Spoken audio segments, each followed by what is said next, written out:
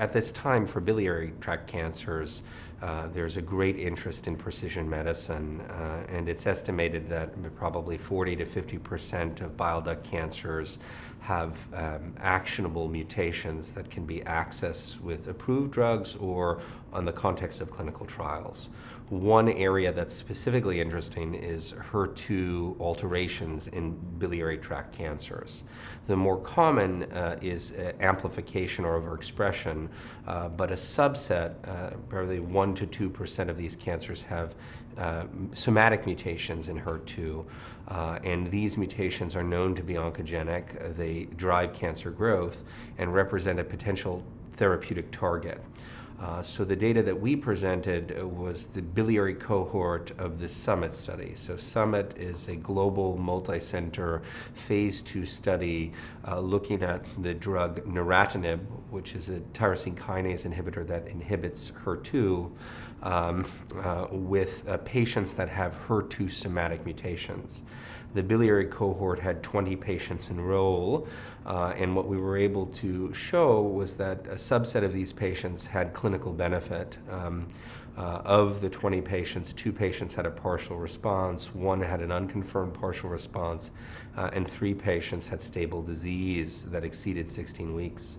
So 30% of patients had clinical benefit, 10% of patients had a confirmed objective response. Another finding from the study was in one excellent responder, we were able to use next-generation sequencing both from the tumor and liquid biopsies to demonstrate a potential resistance mechanism.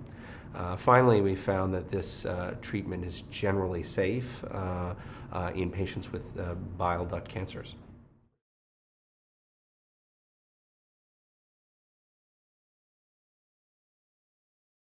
Sure. So that patient was a 71-year-old woman with gallbladder adenocarcinoma.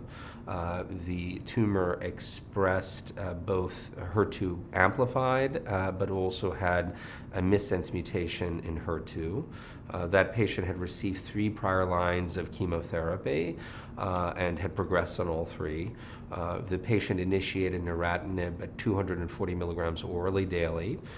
Very rapidly, we saw a drop in the tumor marker CA19-9, and we saw a significant reduction in tumor at both an 8-week scan and then at a 12-week confirmation of response scan. Unfortunately, at 24 weeks, the patient progressed, and we had in our possession both a biopsy of the original tumor as well as a new biopsy of the escape lesion.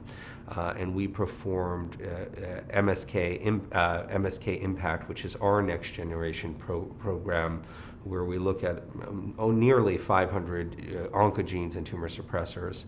And what we found was in the pretreatment sample, of course, we saw the ERBB2 alterations, a TP53 alteration, and several others. On the post-progression sample, the ERBB2 alterations were lost, TP53 were maintained, and then there were several other new genes that were not previously seen.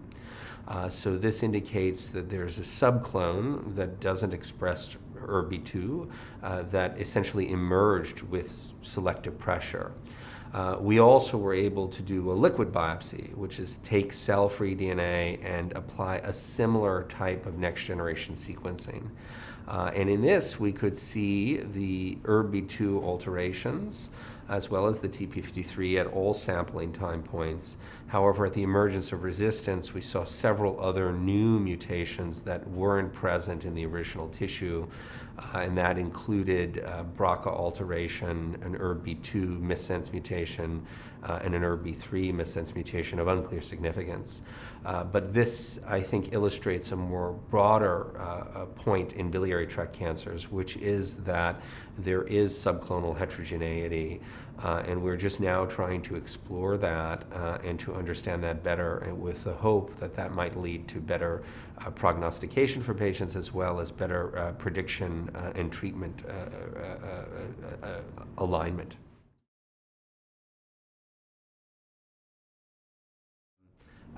The idea behind this, as you noted, requires genotyping patients at clinical grade in real time. And this leads to both feasibility issues and cost issues. And I would say that across the world, there are different timeframes by which we're able to do this presently. At our institution, we do perform next-generation sequencing for biliary tract cancers, namely because there are FDA-approved drugs that require having knowledge of that.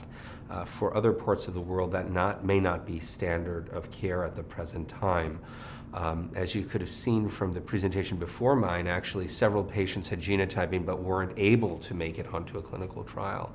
But I think that illustrates the need to perform sequencing faster, better, cheaper, and make it widely accessible. But I think over time we'll see how that evolves.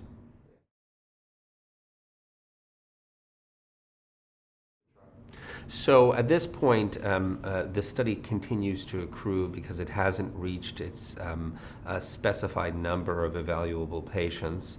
And I think once we see the totality of the data, there would be additional plans for further drug development in this space.